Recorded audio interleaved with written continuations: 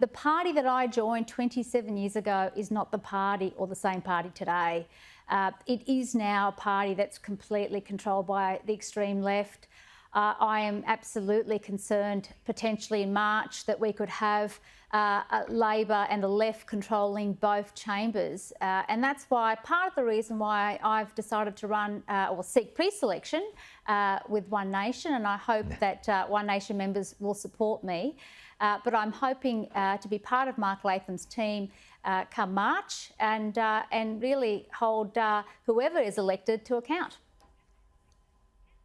You know, Tania, you and I come from different political backgrounds, but I really respect the move because this is actually about the people. It's not about the party and the process. You hope the parties are the right vehicles, but Western Sydney needs a lot of love and attention, not taking them for granted.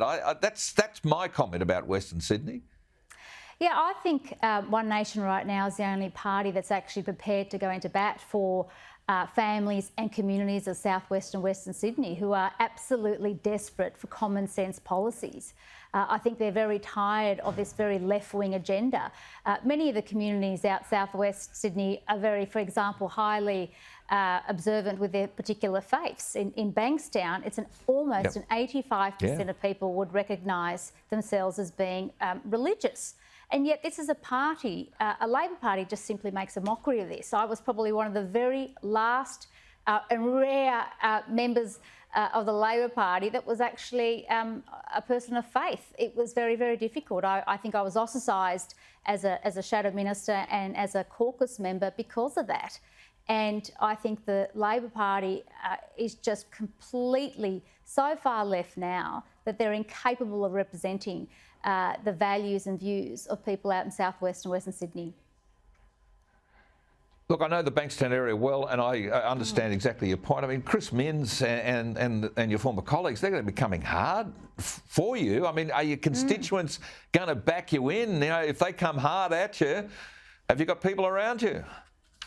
Look, I've had a lot of support in recent months. I've had people coming into my elected office really disappointed with the way the Labor Party treated me. And they're generally they're disappointed with the Labor Party altogether. They can see that the party absolutely isn't paying any attention to southwest or Western Sydney. There have been no policies announced by Chris Minns or indeed by his front bench that are of any value or interest to people in southwest or Western Sydney.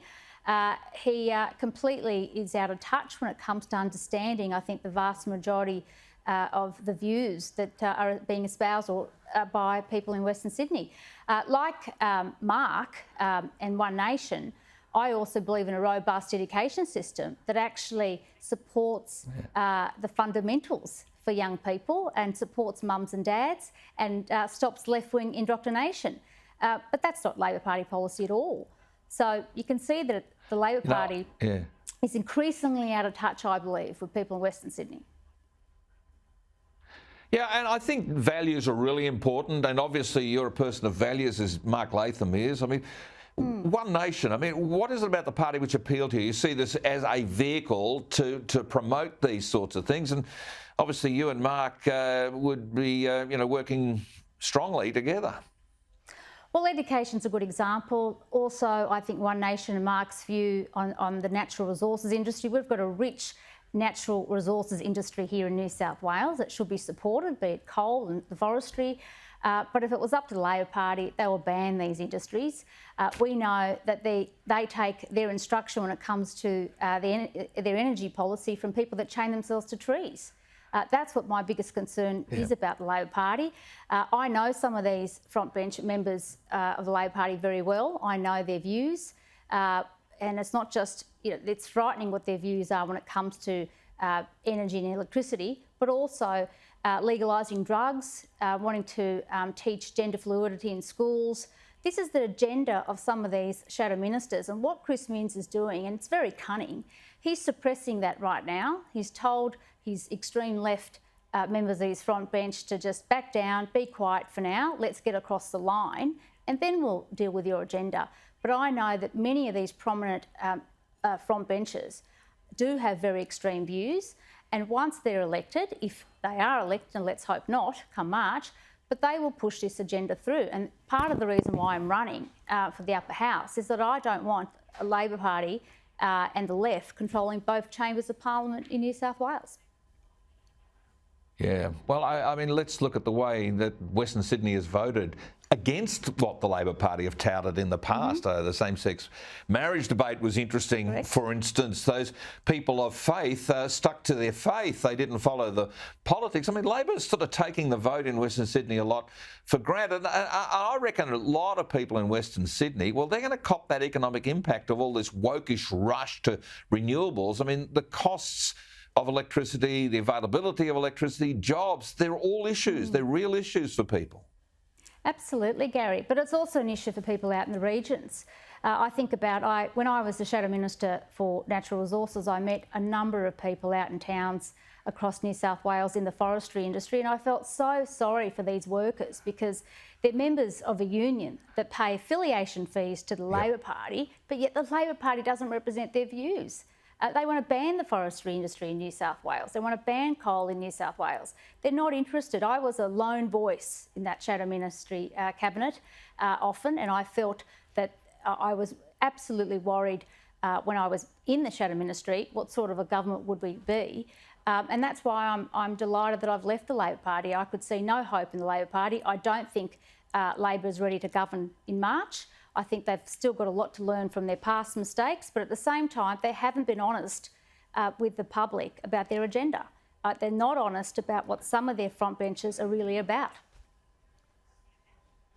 Yeah, well, Western Sydney, you know, is a big part of Middle Australia. I mean, Di Lee, the member for Fowler, I think she proves a lot of quiet Australians in the cultural and linguistic communities. They're not happy with where things are going. This left agenda is frightening a lot of the immigrant groups in and around Australia. Absolutely, and that's where the work that Mark Latham and One Nation have done in pushing for reform in education is so important. We can see the academic levels are falling in the last 20 years. We can see that schools are not being given the support they need to ensure that the focus should be on literacy, numeracy, history and humanities, and on jobs, or ensuring that we can get these kids into jobs. So the problem there is that you've got an agenda there of a left-wing indoctrination that many of these Labor Party caucus members actually back. And that's what concerns me greatly. And I think come March, what I hope to see is, I'd love to see One Nation have the balance of power in the upper house, because I think that'll be the only way to stop New South Wales from going both woke and broke. So I think people are tired of the major parties, Gary, and I think particularly out in southwest and Western Sydney, people are tired of the Labor Party. Well, the Liberal Party have got some issues on the left as well. I mean, but absolutely. In the end, they do. You know, which is somebody who's been involved in the Liberal Party since he was 14. You know, so a long time ago. I get dismayed at. But I mean, ultimately, it's going to be a battle between Dominic Perrottet, who had the guts to actually say, let it rip, let's get the economy going again, and Chris Minns, who looks pretty smooth. I mean, ultimately, it's going to be better for New South Wales in that top job. Well, I just hope that people aren't hoodwinked by what Chris Minns and the Labor Party are doing right now, because they're keeping very quiet. They're suppressing their real agenda. He's deliberately telling some of his frontbenchers not to be transparent about what their real views are. And that's why I'm concerned. I do know that some of these frontbenchers want to see drugs being legalised in New South Wales. I know they want to see gender fluidity being taught in schools. And that's the sort of policies that I'll oppose, which is why I want to be, I hope to be selected as a One Nation candidate by the One Nation members and actually represent the real views of people of Southwest and Western Sydney and indeed New South Wales who are really desperate for common sense policies. Tania, are there others like you, either in the parliamentary or organisational parts of the Labor Party, who feel as aggrieved but haven't had the guts to do what you've done? Oh, look, I know of party members recently that have left. At least 50 or 60 have left from the Bankstown electorate alone. And they've left for a number of reasons, not just because I left, but also because they've been tired of the Labor Party for a very long time and they don't believe that they can relate to the views of the Labor Party anymore. But I'm not really sure if there's too many caucus members left that are that share my view. I am concerned that the party has taken a real shift to the left in New South Wales. And I think people out here, the voters out there, need to be concerned as well and really ask the questions, what do you stand for, Chris Minns, and what does your front bench stand for? Let's start seeing some honest views come forward, because we know that they have some very left-wing views that they're just simply suppressing for the time being. I'm delighted to be part of One Nation, Gary, and I think that One Nation, under Mark's leadership, we're a united group with Rod as well, Rod Roberts. I've been given great support to date by both of those gentlemen, and indeed by many party members who've contacted me and are delighted that I've joined One Nation. So I'm looking forward to hopefully being on the Legislative Council ticket and to continue my work in fighting for people and families in southwestern Western Sydney.